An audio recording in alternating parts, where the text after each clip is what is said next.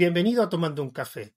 Soy José Jiménez y en este caso tendremos un audio especial porque será un audio específico del Congreso Es Libre, un congreso que se está, emitiendo ahora mismo el día viernes 25, sábado 26 de junio.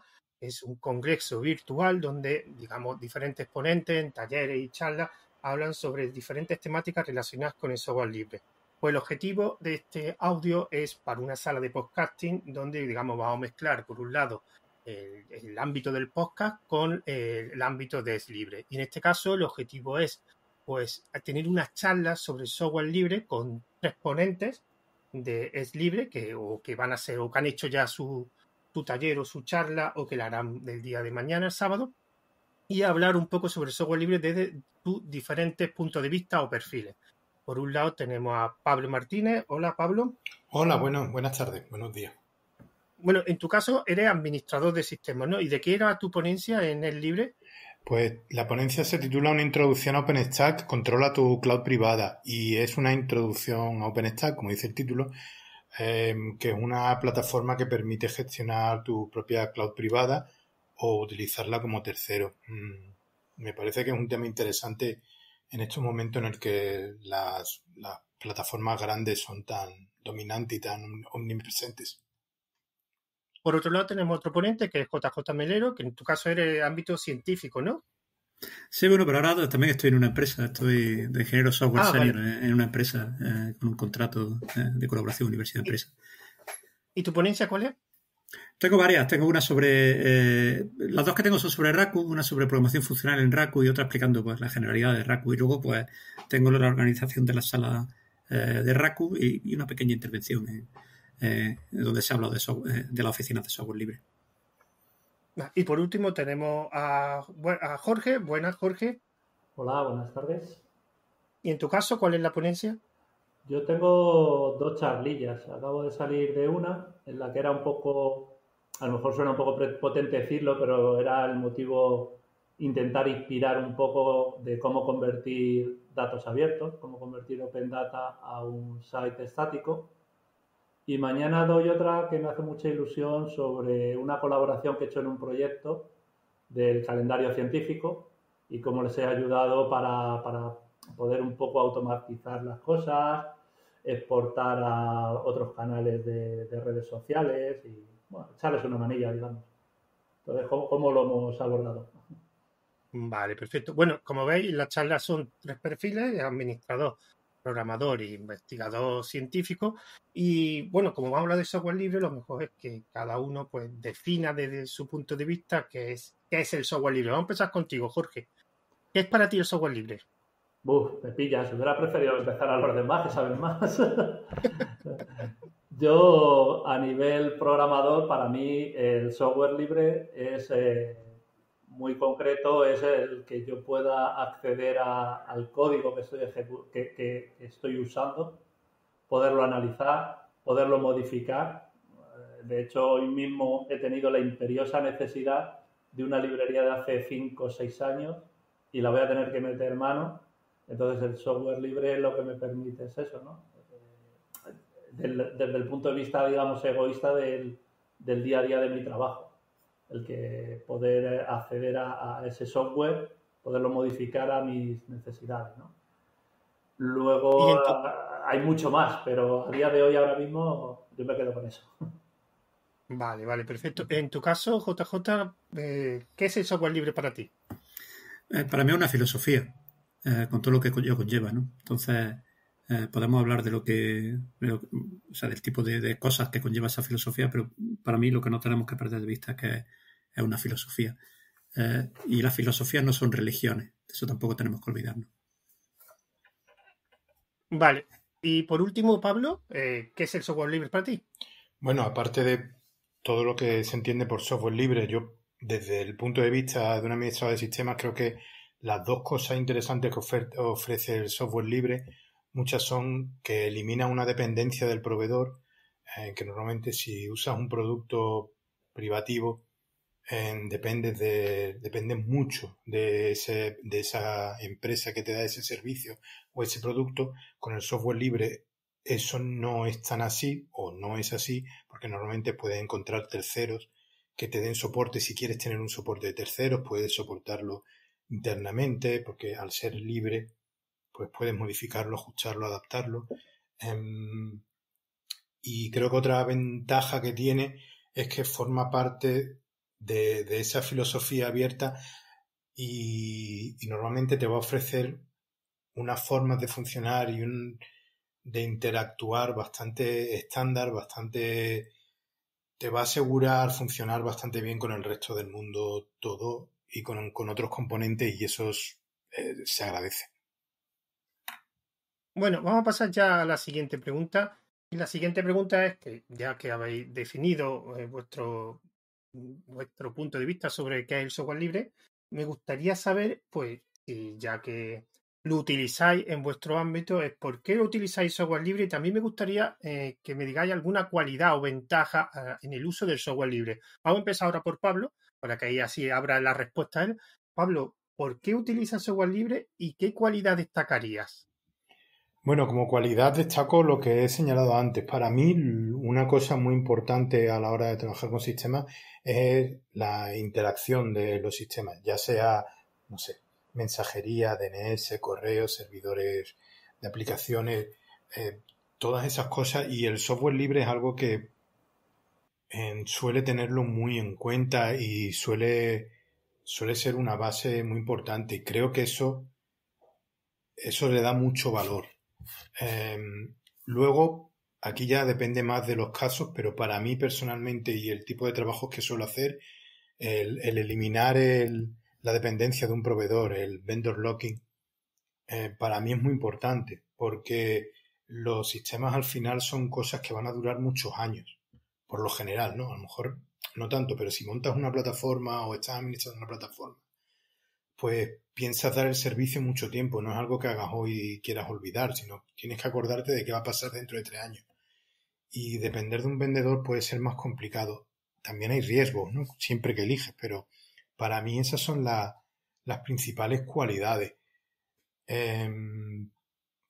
Y son muy valiosas, y creo que luego en el caso del software libre e Internet se construyó en función del software libre. O sea, los tiempos de Apache, Bind como servidor DNS, SendMail, luego Postfix o Exim o Qmail para el correo, todo eso se ha construido encima de software libre, y casi todo Internet está muy soportado en software libre. Entonces es como la evolución natural. Lo natural es utilizar software libre. Utilizar software propietario cada vez se utiliza más, es cierto, o se utiliza bastante, pero suele ser un poco casi antinatural, digamos, por decirlo de alguna manera. Esa es mi opinión, vamos, y mi experiencia. En tu caso, JJ, ¿por qué utiliza y qué cualidad destacaría del software libre? ¿Sabes lo que pasa? Que yo creo que esta es un poco una pregunta trampa, porque para empezar, es una pregunta que siempre se le hace a la gente que ya usa software libre, ¿no? O sea, la gente que está en esa filosofía, ¿no? Y para seguir,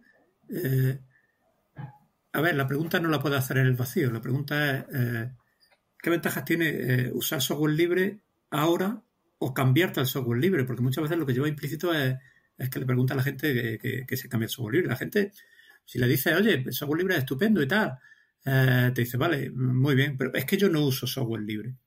Entonces, bueno, o sea, explicarle las ventajas que tiene el software libre a una persona que no usa software libre, pues es una historia totalmente diferente, ¿no? O sea, es cierto que hoy en día muchas veces se usa el software libre porque no te queda otro remedio, ¿no? O sea, hoy en día la gente que se pone a desarrollar con un lenguaje de programación, con un framework privativo, pues no sé muy bien a dónde va, ¿no? O sea, esta mañana estaba hablando Tripu, por ejemplo, de Flash, ¿no? No sé si os acordáis de Flash. Al principio del siglo, jolines, todo el mundo Flash, aquello de Adobe y no sé cuánto. No queda otro remedio. Si estás desarrollando juegos pasa lo contrario. O sea, se le dice a la gente, oye, no, que Blender mola mucho. Hay un taller de Blender, por cierto, en esta. La gente dice, es que Unity. Le dice a la gente, macho, Unity, en cuanto que necesitas ganar un poquito de dinero, vas a tener que pagar una pasta. Bueno, sí, pero déjame, que Unity, ¿sabes? Entonces, es una pregunta que sinceramente y honestamente no tiene respuesta, ¿no? No tiene una respuesta fácil o no tiene una respuesta que no sea ya para conversos. Entonces, a ver, yo personalmente lo uso porque lo he usado toda la vida, ¿no? O sea, cuando estaba trabajando con C, por ejemplo, o con C++, pues para mí el poder trabajar en un ordenador personal en casa y en los ordenadores de la universidad, que era la gran ventaja, ¿no?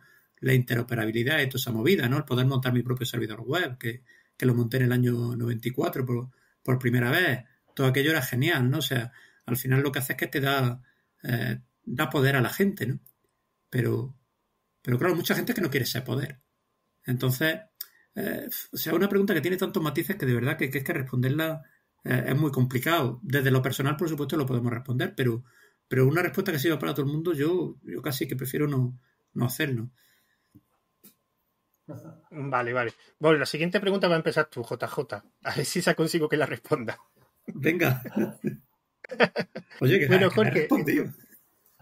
Sí, la verdad. Vale, sí. A la gallega, pero... Tienes razón. Bueno, Jorge, en tu caso, ¿qué cualidad y por qué lo utilizas y qué cualidad destacaría, digamos, más en tu perfil, digamos, de programación? Yo, justo, o sea, coincido completamente con JJ, es dificilísimo, pero yo lo centro, o sea, digamos, si la gente usa software libre o no, allá ellos, por decirlo de alguna manera. Yo, en lo que es en mi día a día, en lo que es en mi trabajo, me ha recordado JJ con lo de C, cuando yo empecé, por aquella época, se usaba Windows, o yo, vamos, usaba Windows, sí, usaba C y tal. Había el MSDN de Microsoft, os acordaréis, cuando apareció el MSDN de Microsoft. O sea, se me pusieron los ojos como platos. ¿Qué de documentación hay? O sea, ya puedo saber lo que hacen las APIs, puedo ver todos los parámetros. Y era como un mundo maravilloso. Pero el cambio brutal que yo sufrí cuando me enfrenté a Spring, por ejemplo, o sea, ya me pasé a Java, bla, bla, bla, y de repente veo Spring, que puedo entrar al código, que empiezas a hablar de código. Ya no es el interfaz o la documentación del Java 2 que pudieras encontrar por ahí, sino ver como unas mentes superiores a mí, por supuesto, pero eran capaces de ponerme el código, explicarme patrones con ejemplos reales y tal. Para mí eso fue brutal, ¿no? Entonces, para mí la cualidad del software libre ha sido el darme esa oportunidad de aprender. Muy bien toda la documentación del MSDN y tal, pero el poder ver las tripas y tal, a mí fue un salto, vamos. Entonces, para mí la cualidad del software libre para mí ha sido la de aprender. Bueno, vamos a seguir a la siguiente. Esta pregunta se me acaba de ocurrir, además, me habéis dado vosotros la idea con vuestra respuesta. En tu caso, vamos a empezar ahora contigo, JJ. Bueno, evidentemente el software libre convive con el software propietario. Ahora mismo, digamos que son, digamos, las dos opciones que hay. O utiliza software libre o utiliza software propietario. Y aquí es verdad que vosotros estáis en unos perfiles donde es verdad que el software libre sí tiene bastante importancia, tanto en programación como en la parte de investigación, análisis de datos o ámbito científico. Hay muchas herramientas muy buenas en administración de sistemas, pues imaginaros. Pero también es verdad que hay otros campos, como multimedia, donde el software libre no es tan poderoso o hay alternativas, pero no tan grandes o tan buenas como las propietarias. En tu caso, JJ, mi pregunta sería, ¿qué tipo de relación crees que debería existir entre el software libre y el software propietario? ¿Un competidor? Digamos, una relación de ser complementario o simplemente que el software libre tiene que eliminar al software propietario? ¿Qué tipo de relación debería estar, digamos, para que te sirvan mejor para ti en tu campo? No, vamos con las preguntas facilitas, ¿no? Sí, claro, te la dejo a ti. A ver, el software libre y el software propietario conviven de forma absolutamente natural, ¿no? O sea, no hay, creo yo, prácticamente ningún aparato hoy en día donde tenga el software totalmente libre. Yo recuerdo que había en Debian una utilidad que se llamaba RMS que te decía todas las cosas privativas que tenían, ¿no? Empezando por los drivers de ciertos periféricos, ¿no? Que incluso siguen todavía algunos teniendo drivers privativos, hasta el propio firmware de las máquinas, ¿no? Que hay gente que dice, no, o sea, yo quiero tener el firmware totalmente libre, ¿vale? Pues es muy libre, ¿no? Pero pero o sea, hoy en día cuando incluso las fuentes de alimentación de los ordenadores son un ordenador en sí, llevan un microcontrolador y eso llevan su firmware, o sea, un mundo totalmente libre de software privativo es prácticamente imposible. Posiblemente sea deseable, pero es totalmente imposible, ¿no? Entonces, al final no queda otro remedio que convivir con lo privativo, ¿no? En general la gente tiene un acercamiento bastante, digamos, no filosófico, sino simplemente oportunista. O sea, cuando de repente han salido todas las herramientas de IntelliJ, que son todas privativas, y dices, madre mía, qué maravilla. Tiene Android Studio que no hay nada en software libre que se acerque a Android Studio. Sí, Android Studio tiene muchas partes que son libres y la gente de IntelliJ generalmente son muy friendly con el software libre, porque al fin y al cabo se utiliza para crear software libre, ¿no? Pero tú puedes tener una persona trabajando con una herramienta GPL, que es GPL a saco, que no lo convenza de que sea otra cosa que no es GPL, y te está trabajando con el PyCharm o te está trabajando con el WebStorm, que son todas herramientas privativas. Entonces, yo creo que para mí, como filosofía que es, pues simplemente lo que debe ser una filosofía en la cual dices, vale, voy a utilizar herramientas de software libre, pero no utilizar herramientas de software libre, sino voy a liberar las herramientas con las que yo trabaje. Y voy a tratar de ser lo más abierto posible con todo lo que yo haga, desde las presentaciones hasta el software, pasando por cualquier tutorial que haga, lo que sea, ¿vale? Si ese tutorial lo tengo hecho utilizando, por ejemplo, en Raku. Raku es libre, tiene licencia Artistic, ¿no? Que son unas licencias muy específicas para cosas de Perl, ¿no? Sin embargo, el IDE que hay para trabajar con Raku está basado en IntelliJ. Y es coma. Sí, tiene un modo de Emacs y, bueno, pues cuando tengo que hacer alguna cosita rápido, pues me voy al modo de Emacs. Pero, por favor, no me quites el coma. ¿Vale? Porque es una maravilla. O sea, es ideal para trabajar con Raku. Es la herramienta para trabajar con Raku. ¿Me voy a cortar las venas por decir, no, estoy utilizando software privativo, va de retro, Satanás? No. Vuelvo a insistir, lo mismo, una filosofía, no una religión. Es una filosofía que yo creo que debe... O sea, una de las filosofías que tenemos en Raku es que estamos optimizados para la diversión, ¿no? Decimos -o, fun, ¿no? Igual que menos son los flags de compilador para la optimización, menos fun, tratamos de optimizar para la diversión y tratamos de que la pasión por la programación, la pasión por la creación y la pasión por liberar cosas se maximice sin tener que estar flagelándonos nosotros mismos por estar utilizando herramientas privativas, ¿no? Entonces, bueno, en ese sentido, yo creo que quizá con la edad me he vuelto un poco más pragmático, ¿no? Y creo que es irremediable que las herramientas privativas y las herramientas de software libre convivan pues prácticamente en todos los ámbitos. A ver, en el ámbito de la enseñanza yo creo que se debe de optar por las herramientas libres, simplemente por el tema de libertad de elección. Pero en el ámbito personal o en el ámbito de desarrollo, pues bueno, aplica la filosofía de forma pragmática. En vuestro caso, Pablo o Jorge, si tenéis o consideráis alguna opinión diferente o más o menos estáis de acuerdo con lo que ha dicho JJ, para no repetir la respuesta. Yo sí matizaría algo. Que cuando al principio has mencionado que o es software libre o es propietario, yo creo que desde hace unos tiempos, y podemos discutir desde cuánto, pero existe una tercera variante, creo yo, que es el as a service. Creo que eso está en tierra de nadie. Al no ser libre, ¿podemos considerarlo propietario? Seguramente. Pero tiene código, ¿no? Sí, pero me refiero, por ejemplo... Telegram. Quería primero añadir esta cosa. Telegram, los servidores no son libres. Los servidores no son libres, tú no tienes acceso al servidor, sin embargo tienes un API abierto. Puedes trabajar con herramientas libres. O unos servicios de, por ejemplo, ahora van mucho con Machine Learning o antes de eso clasificación de spam. Yo podía darte a ti una herramienta de clasificación de spam, pero los filtros buenos los tenía yo y te los vendo. Ahora con Machine Learning igual, ¿no? Google te puede dar todo lo que quiera, pero sus redes entrenadas las tiene él. Pero Pablo, pero yo, por ejemplo, que has puesto Telegram, por lo que yo tengo entendido, Telegram la gente no lo considera software libre porque no está software en libre. el código del servidor. No lo es. Los clientes, hay clientes que yo sepa, o sea, que yo sepa, no, hay clientes y todo eso, pero por eso no quiero utilizar tanto Telegram, no quiero utilizar a lo mejor ejemplos particulares. Puedes pensar eso en servicios de redes neuronales, en servicios de clasificación de spam antes de que hubiera redes neuronales, en otro tipo de servicios donde el software que corría existe, pero Jabber cuando Gmail cuando Google usaba Jabber para Google Chat, pues era un poco igual, ¿vale? Ellos tienen su implementación, es libre, pero el valor que tenía Google Chat era que para lo que sirviese valor, ¿no? Pero el valor que tenía... Yo, Pablo, perdona, yo ahí tengo una distinción para considerar si es software libre o no.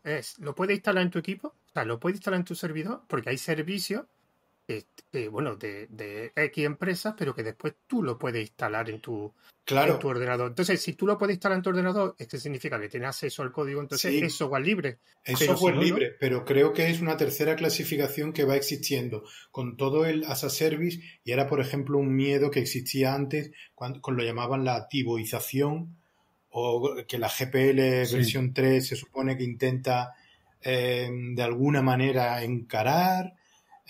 O sea, es un riesgo para el software libre, a mi modo de entender, y para mí como administrador de sistemas es un riesgo porque creo que en el pasado, cuando hay empresas grandes que empiezan a tomar el dominio de ciertas cosas y empiezan con sus extensiones o sus modificaciones, todo el mundo recuerda las extensiones de Macromedia o las extensiones de FrontPage de hace 20 y tantos años.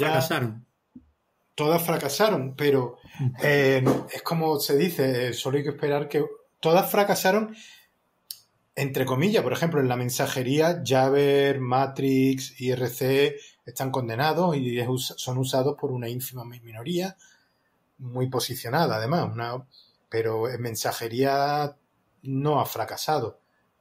Entonces depende de dónde entran en plataformas de voz, en voz IP no, porque está Asterisk y todo el ecosistema de voz IP, pero o sea, volviendo al principio a lo que decías, que no hay una clara distinción entre software libre y software privativo. Por ejemplo, la diferencia que hay entre Telegram y WhatsApp.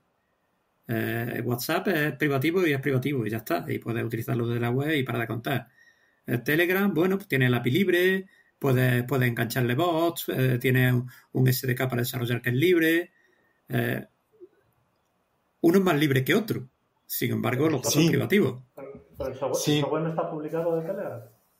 No. El servidor no. Tú no puedes montar tu propia red Telegram y el cliente de Telegram oficial no puedes elegir conectarte a otra red. Pero para mí, o sea, yo sí distingo software libre, pero creo que existe una tercera variante que es el as a service, donde muchas empresas utilizan su capacidad y su músculo para ofrecer algo que a lo mejor otros que tú en tu ordenador no puedes conseguir. Pero Pablo, ¿qué relación entonces crees que tiene el as a service? ¿Qué relación debe existir con el software propietario y con el software libre? Complementario, digamos que el software libre tiene que eliminar todo lo que sea as a service. ¿Cómo tiene que relacionarse? Porque es lo que tú dices, además, como eres administrador, bien lo sabes, cuando tú creas una infraestructura te lo va a encontrar. O sea, te va a encontrar software propietario, as a service, o te va a encontrar software libre. Pero en un futuro, ¿que tienen que compaginar los tres servicios? Los tres, digamos, filosofías. ¿O tú crees que tiene que haber algún tipo de relación diferente? A ver, no va a quedar otra que compaginarlo, es decir, no queda otra, ¿no? Eso es inevitable. Lo que yo sí creo que hay que hacer es cuidar un poco la relación con el as a service como comunidad. Es decir, por ejemplo, cuando alguien utiliza ciertas extensiones de ciertas cosas porque son más cómodas, pues a lo mejor tienes que tener cuidado. O sea, no lo hablo como persona individual. Por eso es un problema muy complicado de resolver a mi modo de ver, ¿vale? Y a lo mejor ni siquiera es un problema, según quien sea. Para mí es un problema porque creo que puede llevar a ciertas derivas. Ahora Google, por ejemplo, estaba planteando su propia versión para cambiar las cookies y todo eso. No le ha salido la super cookie, no le ha salido del todo bien. Apple hace lo suyo. Apple ahora va a utilizar su propia red Tor, por ponerlo de alguna manera, gestionada por ellos. Entonces van añadiendo extensiones. Son empresas muy grandes. Amazon te puede ofrecer un MySQL que se parece mucho a MySQL, pero es el de Amazon. Entonces, para mí hay cierto riesgo de que a medida que las empresas van siendo más grandes y se van unificando, esta vez, digamos, que vayan aprendiendo lo que no funcionó antes y ahora les vaya funcionando. Y no digo, o sea, no digo que sea un escenario apocalíptico ni nada así, o sea, no lo pongo, es la evolución natural. Pero creo que en el software libre a lo mejor hay que tener cuidado. Es decir, por mucho te cojas la herramienta, por ejemplo, anti-spam que quieras, es imposible que llegues a estar a órdenes de magnitud por debajo de lo que hace Gmail, por ejemplo. Es imposible. Aunque Gmail estuviera utilizando las mismas herramientas que tú y te las diera, a ti no te valdrían para nada. Es como cuando a veces Facebook publica publica su base de datos, ¿no? Que acaba siendo Cassandra y eso. Dice, bueno, vale, esto les resuelve los problemas a ellos, pero a lo mejor ahora todo el mundo quiere. Me pasa un poco, por ejemplo, con Kubernetes, ¿no? Kubernetes soluciona un montón de problemas, es una maravilla, pero no es todo.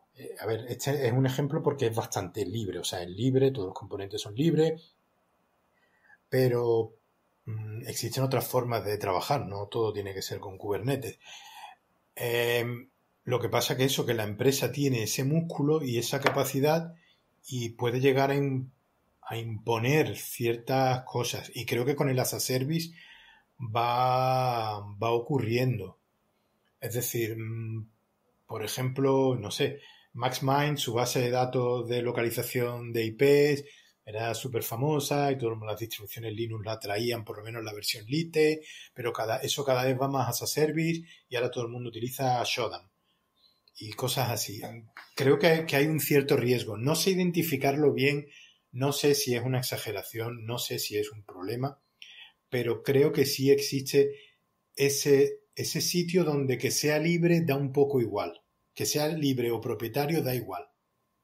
Es decir, que el sistema anti-spam de Gmail sea libre o no es irrelevante. Que las redes neuronales que utiliza Facebook, Microsoft, Google o Apple sean libres o no es irrelevante. Claro, sí, por ejemplo, no tenemos, el público en general, digamos, no tiene la capacidad de llegar a entender eso, qué más da que sea libre, ¿no? A lo mejor, ¿sabes lo que dices de que Google pueda hacer software libre y publicar un tochazo de utilidad del Machine Learning y no sabemos ni leerlo? Pues como software libre queda un poco cojo, ¿no? A lo mejor. Sí, no me refiero solo a leerlo, me refiero a que ellos pues a lo mejor llevan años de CPU entrenando y ahora tú lo coges claro. y en tu portátil con una... Es lo que quiero decir, que lo publique Google, le puedes decir, ay, qué bien, qué majo soy, pero por mí como si no lo publicáis, porque es que no tengo ni la capacidad computacional para ponerlo en marcha, pero a lo mejor, por mucho que nos juntemos aquí 20 cerebros, tampoco llegamos a entender ni la mitad de lo que hay, por lo cual... Claro, por eso para mí hay cierto... Eso puede ser un riesgo. Por ejemplo, me ocurre con OpenStack, ¿no? Que voy al tema de la charla de mañana, pero OpenStack, si tú lo comparas con las grandes 4 proveedoras o 3 proveedoras de cloud, es un juguete. Y lo va a ser siempre, porque es imposible que sigan el ritmo de las empresas más grandes. Están en otra liga diferente. O sea, están en otra liga. Para lo que sirve es para administrar un pequeño centro de datos, ¿no? Y mira, IBM cogió OpenStack para su nube, o grande, efectivamente. Pero, el CERN. o sea, los otros están en un rollo de vender servicios. Y entonces, claro, te ponen ahí servicios a punta pala, ¿no? El registro de no sé qué, la base de datos de no sé cuánto, la mensajería de no sé cuánto. O sea, yo me acuerdo Claro, por eso. estábamos usando IBM todo libre, utilizábamos OpenWhisk y toda la movida, que era todo libre, pero claro, IBM lo que hacía era que te cobraba por el uso de OpenWhisk. Y me acuerdo que la mensajería de OpenWhisk nos salió aquello por un ojo de la cara. Entonces, bueno, sí, utilizan software libre, pero en fin, al final son nichos diferentes. Igual que Kubernetes, pues hay otra, Red Hat tiene otra herramienta, está Nomad también, o sea, hay un montón de movidas. Está Rancher, efectivamente. Bueno, Rancher se dejó de desarrollar, ¿no? ¿No fue el que sí, fue pero coreano? sigue soportando, sigue participando, ofreciendo su visión de Kubernetes con cosas como K3S. Entonces, sigue estando dentro del ecosistema Kubernetes y hay un montón. Para mí eso, o sea, Kubernetes a lo mejor no es el mejor ejemplo, pero sí viene a ser el ejemplo de que, por ejemplo, administrar un Kubernetes es muy difícil, pero usarlo es muy fácil. Entonces, usarlo en Amazon o en Google o en Azure o en AliCloud o en alguna ya del tier inferior es muy fácil. Sin embargo... Yo lo que opino es que dentro de 20 años seguramente nadie se acordará ya de Google. Esto es un poco atrevido decirlo, pero la gente usará Kubernetes. Entonces, las empresas a veces lo que hacen es que quieren conseguir la inmortalidad a través del software libre. A ver, yo llevo en el negocio, yo qué sé, de 18 años que tuve el Spectrum. Hoy el señor Sinclair nadie se acuerda de él. Ahora, por lo visto, el hombre fabrica baterías. Amstrad, ya nadie sabe la empresa Amstrad. IBM, o sea, en los años 80 no te puedes equivocar comprando un IBM. Sin embargo, IBM hoy en día en cloud es un player, digamos, pequeñito. Ahora quizá un poquito más porque han comprado Red Hat. Pero compara incluso con DigitalOcean, si es que yo creo que IBM es más pequeño que DigitalOcean. Entonces... Perdona, JJ, perdona que te interrumpa. Es que quiero cambiar de un tema y que lo está ahora mismo tocando y precisamente era el siguiente pregunta que quiero hacer. Era referente a la comunidad. Y de hecho, más que una pregunta va a ser una opinión y vosotros decís si estáis de acuerdo o no. Mi opinión sobre una de las patas grandes de la filosofía del software libre, digamos, es la comunidad. O sea, que supuestamente, como tienes el código libre, el código fuente disponible, tú puedes aportar el, digamos, código, puedes ayudar en el desarrollo. De hecho, el software libre, una cosa que fomenta es el desarrollo, digamos, la compartición de código. Pero una cosa que habéis estado comentando ahora mismo, y como vais saltando de tema, quiero tratar es que muchas veces la comunidad no se da cuenta que realmente quien mantiene el software libre es la empresa. Realmente las empresas son muchas veces, y cuando ves grandes proyectos, o hay detrás una fundación, hay detrás una empresa, has puesto el caso de Red Hat. Red Hat era una de las empresas que más software libre mantenía. Y mi pregunta, evidentemente, para la comunidad te puede apoyar de diferentes formas. Puedes apoyar difundiendo, puedes apoyar de una forma económica, puedes apoyar diferentes. Pero técnicamente, y esto quería que empezara Jorge, que eres programador, es muy difícil apoyar, o sea, participar en un proyecto de código abierto es relativamente porque técnicamente necesita unos conocimientos. Y aquí me quería centrar principalmente en la comunidad, en el apoyo. ¿Realmente la comunidad colabora lo suficiente para el mantenimiento y la evolución de software libre, Jorge? A ver, en el ámbito o en los círculos en los que yo me muevo, yo me he encontrado una comunidad muy proactiva, muy por la labor. Hay un Open Collective en varios de los proyectos. Por ejemplo, hoy he hablado de Acidoctor y de Antora. Y hay mucha gente que dona dinero recurrentemente. O sea, yo tengo puesto ahí donar todos los meses. Hay mucha gente que dona dinero para resolver issues y tal. No es tan difícil el colaborar. Otra cosa es que, claro, que llegas y pretendes colaborar en un proyecto y pretendes ya hacer ahí el arco de iglesia, a lo mejor, ¿no? Y entonces, eso es lo difícil, de empezar con el interés y empezar colaborando, resolviendo algo de documentación, cositas así, ¿no? Entonces, yo desde mi punto de vista y en mi círculo, yo sí me he encontrado con que la comunidad con la que me muevo, muy proactiva para colaborar en el software. Pero ¿no consideras que a lo mejor, porque yo he entrevistado a otras personas que tienen proyectos de software libres que viven de él, o sea, que son proyectos de software libres que es su fuente principal de ingresos, y me sorprendió cuando le hice esta pregunta que me dijo que lo que es técnicamente, o sea, con código, realmente apoyaban poco, evidentemente, porque lo que he dicho antes, es una dificultad aportar nuevo código, necesitas estudiarlo, necesitas unos conocimientos, y realmente apoyan de una forma, puede ser económica, sobre todo documentación, traducción, o pueden apoyar difusión, hay muchas difusiones en software libre, hay mucha gente que lo difunde, pero después en el código no tenían mucho apoyo. Sí, sí, en eso sí, sí estoy de acuerdo.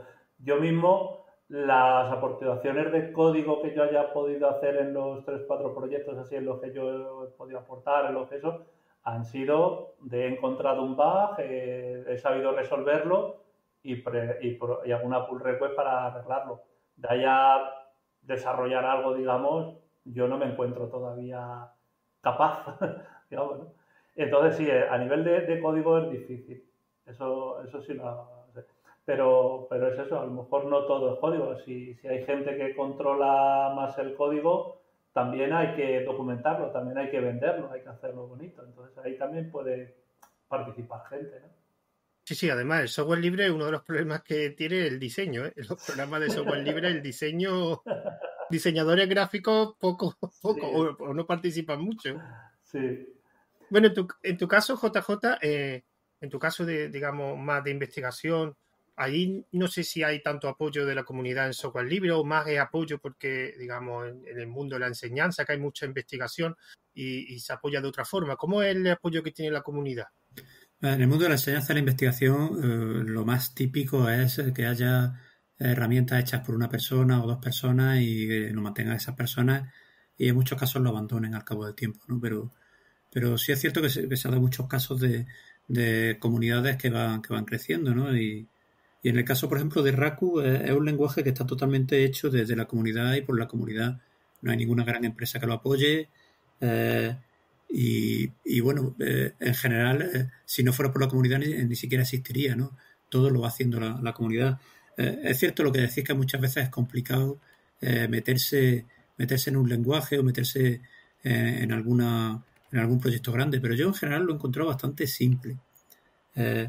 Me refiero, muchas veces simplemente, si son lenguajes de programación que conoces, es relativamente sencillo, si tienes cierta experiencia, encontrar cuál es la fuente de un bug, crea un issue y sobre la marcha crea un pull request para resolver ese bug, ¿no? Lo que pasa es que, claro, generalmente son proyectos a 15.000 líneas de código, 15.000 líneas de código, ¿no? A veces son millones de líneas de código y es complicado meterse, ¿no?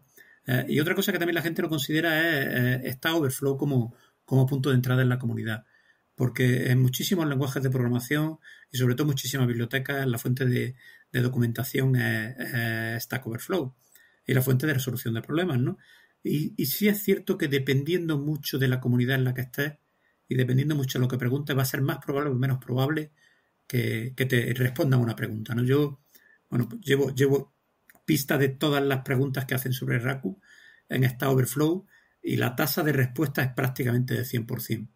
Pero también me he puesto a calcular que cuántas preguntas se responden, por ejemplo, en Perl, en Python, en Ruby, la cosa va bajando. Cuando llegas a JavaScript, altamente improbable que te respondan una pregunta. Puede haber un 60% de probabilidad que te la respondan. Muchas veces ni. Perdona, JJ, pero también es posible que sea por la calidad de la documentación del proyecto, ¿no?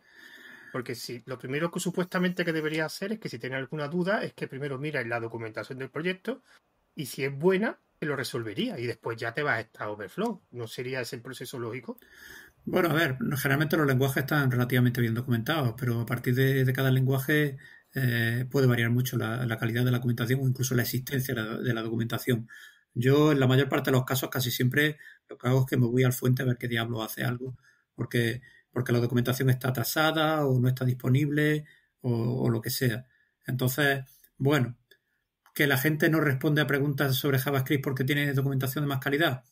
sí es cierto que hay documentación de mucha calidad en JavaScript. Tanto TypeScript como la Mozilla Development Network tienen muy buena documentación sobre JavaScript. Pero luego si buscas documentación sobre una biblioteca de test como Java, o buscas documentación sobre Rollup, o buscas documentación sobre Babel, pues te puedes encontrar con algún que otro problemilla. Entonces, a ver, el problema es que la comunidad sí es cierto que existe. Lo que pasa es que mientras que en unos casos la comunidad está más o menos cohesionada y es coherente, en otros casos la comunidad es muy dispersa. Entonces, si buscas cosas como Docker, hay una comunidad de Docker. A ver, la comunidad de Docker está dentro de la comunidad de administradores de sistemas. Hay una comunidad de Kubernetes. O sea, la gente que hace Kubernetes hace otras cosas, ¿no? ¿Hay comunidad de lenguaje de programación? Sí hay comunidad de lenguaje de programación, pero muchos son trabajadores que no están interesados en participar en la comunidad, sino que lo único que quieren es resolver su problema, ¿no? Por eso JavaScript, Python y todos estos lenguajes, cuando vas a Stack Overflow, la gente no te contesta, ¿no? Simplemente, o sea, yo las preguntas que tengo sin contestar en Stack Overflow no son ni de Raccoon, ni de Perl, ni de esas cosas, son de otro tipo de movidas, ¿no? Entonces, a ver, la comunidad es algo, digamos, relativamente efímero, ¿no? O sea, ahora mismo llevo puesto una camiseta que no lo veis, pero es una camiseta de los Perlmongers Perlmongers son como la comunidad de usuarios de Perl, ¿no? De Londres, ¿no? Era una comunidad que llevaba muchísimo tiempo, pero hace tiempo que ya no se reúne. Desde que empezó la pandemia, pues ya empezaban a reunirse cada vez menos y ya no se reúnen. Entonces, mientras que Perl sigue existiendo y demás, las comunidades van evolucionando, empiezan a usar otras cosas. O sea, una comunidad es lo más complicado de construir y lo más frágil y fácil de destruir. Se puede destruir por infinitas razones. Y muchas de ellas nada tienen que ver con la técnica. Entonces, mientras que en cualquier lenguaje de programación, cualquier herramienta, tienes que prestar atención primero a la comunidad, porque al final la comunidad son tus clientes, y eres tú mismo también. Lo cierto es que es tremendamente complicado. Y yo todavía no sé de un proyecto que lo haya conseguido hacer con éxito. Yo creo que hasta ahora la comunidad que tiene más éxito y en todos los sentidos más diversa, más extensa, es la gente de WordPress. A mí literalmente me deja flipado cómo esa gente, macho, son capaces de organizar eventos súper interesantes con un montón de temas, y de repente te organizan un evento y van 300 personas y al mes siguiente te organizan otro evento y van otras 300 personas. O sea, eso para mí me parece absolutamente admirable, ¿no?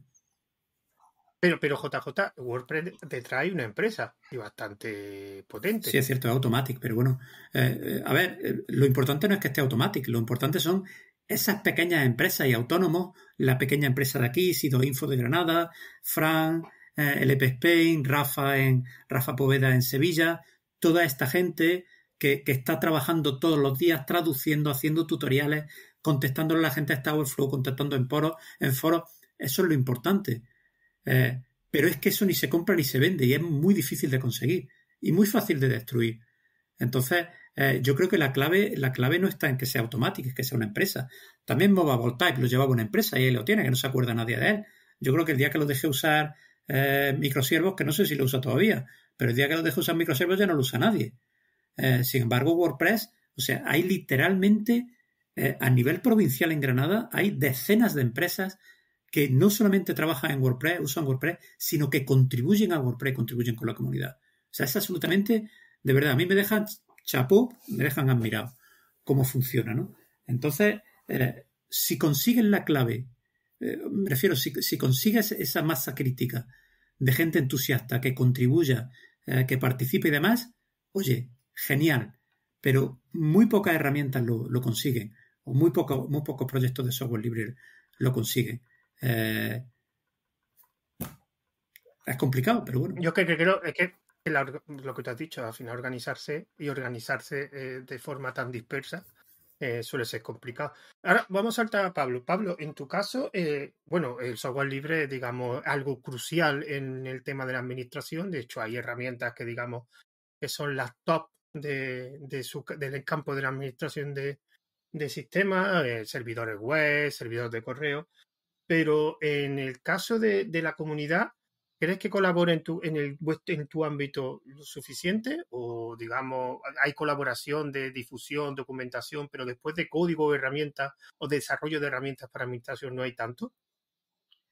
A ver, yo creo que es un tema complicado porque mucho de la administración luego, primero mucho se está externalizando, ¿no? Como hemos mencionado antes, as a service. Entonces creo que eso se va cambiando la relación de las personas con esos servicios y con esos productos. Luego, creo que también creo que en ciertas cosas sí hay mucha comunidad, por ejemplo, herramientas de monitorización, Prometheus, Grafana, ese tipo de cosas tienen mucha comunidad, vienen con empresas detrás, pueden venir o no, pero creo que sí es verdad que ese tipo de cosas siempre va a tener mucha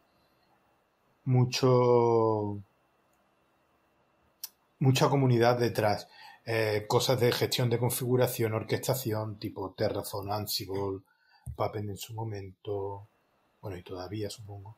Y suele haber bastante comunidad en torno a ese tipo de productos. Y gente que hace roles o que escribe scripts o escribe artículos. Es verdad que a lo mejor no está todo tan formal, es decir, tú llegas y miras y ves ahí la respuesta buena, pero era la respuesta buena hace 1 año y medio con la versión anterior y ahora han cambiado y ahora ya no te funciona esa respuesta porque pues ha cambiado, ¿no? Entonces, sí, existe una comunidad que creo que va resolviendo los problemas, pero a lo mejor no está tan activa. Es decir, si comparas, por ejemplo, Serverfault con Stack Overflow, pues no sé si hay 1 o 2 órdenes de magnitud. En la última vez que miré, no vas a encontrar respuestas casi en Serverfault. O más, o 3 órdenes. Sí, no vas a encontrar respuestas básicamente. Y como preguntes en Serverfault, yo tuve mi época de ponerme a responder y dedicarle cada día, pero no vas a encontrar. Lo mismo en Reddit. Si comparas el subreddit de sysadmin con el subreddit de programming o con otro, son eso, 2 órdenes de magnitud a lo mejor. Entonces, son comunidades mucho más pequeñas. Y creo que van a ser cada vez más pequeñas porque cada vez se externaliza más. Es decir, cuando tú estás poniendo algo en la cloud, tú estás externalizando la gestión. Ya tú no quieres estar manteniendo servidores, ni el software, ni configuraciones. Tú lo que quieres es un endpoint, un API y poder hacer Helm o como sea que vayas a distribuir con Kubernetes o serverless y tu Terraform como mucho y ya está. Entonces, creo que sí existen comunidades y por supuesto, a ver, existen comunidades trabajando y aprendiendo y divirtiéndose y haciendo un montón de cosas. Eso siempre van a existir, pero pero creo que van a tener menos tamaño y creo que en la parte de sistemas cada vez van a ser más pequeñas y cada vez los sistemas esos son más alto nivel, es decir, antes tú te preocupabas por cómo configurar el correo para que el correo llegara a un buzón, ahora eso no tiene nada, nadie se preocupa por eso, nadie hace eso ya está, es un problema más que resuelto y ahora lo que quieres es como generar alertas cuando la carga es un 10% más alta que el mismo momento de la semana pasada si la semana pasada no había eventos especiales y que todo esté automatizado. Entonces, creo que en el caso de sistemas las comunidades son muy importantes, pero creo que son más pequeñas y más concentradas, más en torno a un producto y siguen siendo más pequeñas. Cuando miras una comunidad de casi de cualquier producto, a menos eso, que vayas a algo tipo Kubernetes o a lo mejor Prometheus, pero son más pequeñas y muy centradas en torno eso, a un producto. Ya es muy raro que vayas a encontrarte una comunidad de gestores de correo o algo así, donde cada uno, no, te vas a encontrar los de Postfix, los de Exim, y no sé, y si aporta, en el caso de sistemas, creo que como se aporta, pues hay gente que, por supuesto, envía parches, aporta código, responde en foros, divulga, difunde. Luego, otra manera de aportar es parecido hilando lo que ha dicho JJ de WordPress, recurriendo a pequeñas empresas, a autónomos que trabajan en sistemas y eso, o consultoras pequeñas.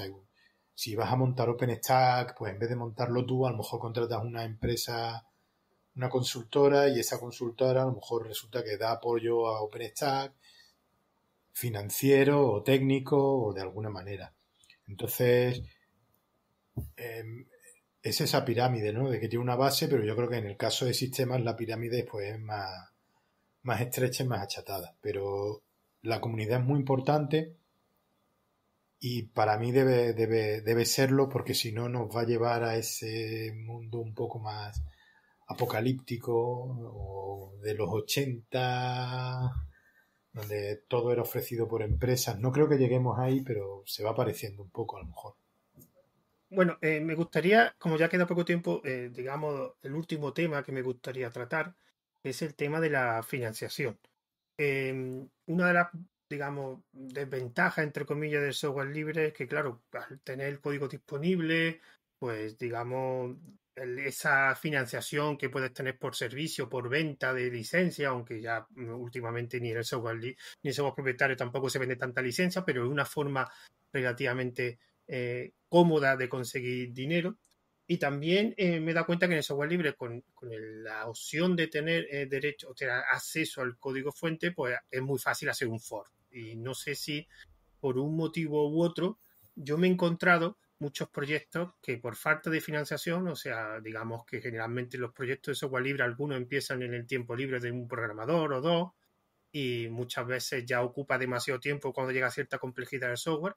Y me he encontrado que muchas veces ese software pues dejaba de mantenerse, algunas veces pues otra persona lo cogía, otras veces no, y era pues, siempre por el mismo, porque no tenía el dinero suficiente para vivir, digamos, o desarrollar a tiempo completo ese software.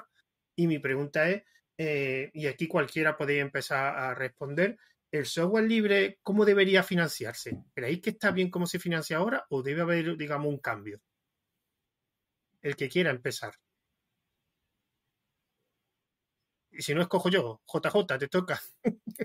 A ver, yo os cuento, por ejemplo, cómo se financia Raku, ¿no? Raku se financia a través de lo que se llama Jet Another Society, bueno, que se llama por un lado Per Foundation, por otro lado Raku Foundation, y recibe donaciones de diferentes empresas, ¿no? Entonces, esas empresas lo que hacen es que donan, y dentro de la fundación de Raku lo que hay es un comité de becas, y la gente puede solicitar una beca y decir, bueno, pues necesito $5.000 para trabajar en el core o en el núcleo de Raku, o para trabajar con la entrada-salida, o como en mi caso, pues para trabajar con la documentación y mejorar la documentación, ¿no?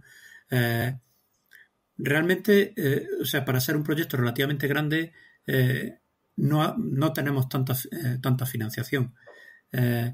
¿Hace falta más financiación? O sea, yo siempre he pensado que la financiación en el software libre es un arma de doble filo, ¿no? Porque por un lado te permite avanzar en el proyecto que sea, por otro lado, por supuesto, pues crea una serie de restricciones, y la gente que financie va a tratar de conducir el proyecto por donde quiera, ¿no? Si no por otra cosa, porque simplemente si hay una persona trabajando para una empresa y esa empresa está desarrollando por el proyecto, evidentemente va a llegar un momento en que las dos cosas van a estar en contraposición y va a optar por su empresa en vez de optar por el interés del resto del proyecto, ¿no? Entonces, bueno, sabiendo tantísimos proyectos de software libre, hay millones de repositorios de software libre y demás, yo creo que es un tema complicado. Y complicado, y además yo creo que muchos proyectos realmente no buscan financiación.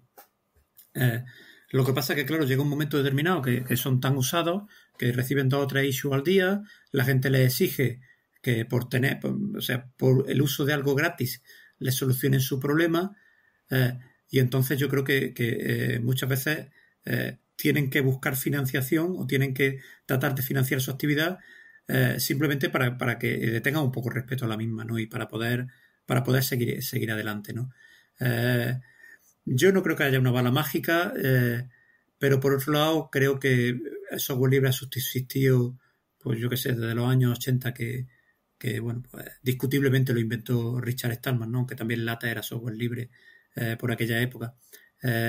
Hasta ahora, y yo creo que la gente seguirá liberando proyectos y seguirá manteniéndolos simplemente porque les apetece, ¿no?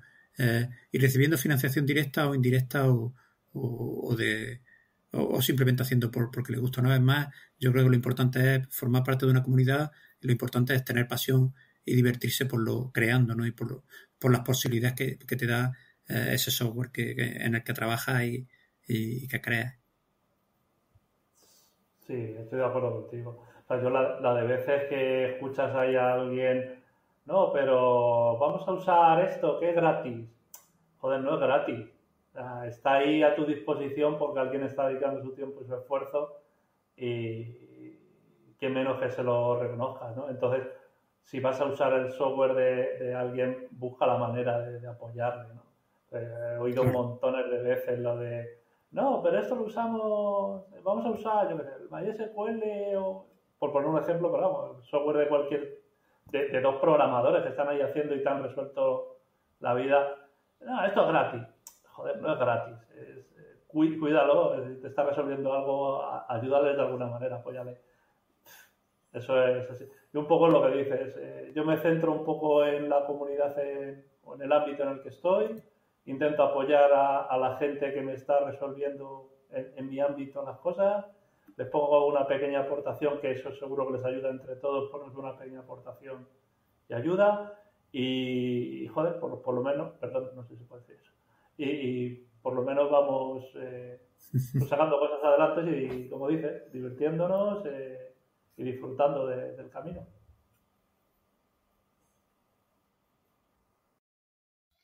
Yo querría añadir que yo creo que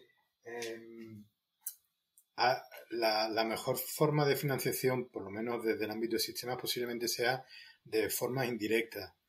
Es decir, vale, uso WordPress, yo no le pago a WordPress, pero luego llega una empresa que ofrece WordPress y cobra por montarte una página web que la usa con WordPress, y él si le paga o paga por ciertos módulos o ciertos plugins, o paga por ciertas personalizaciones, o aporta código o responde. Entonces creo que esa es una forma.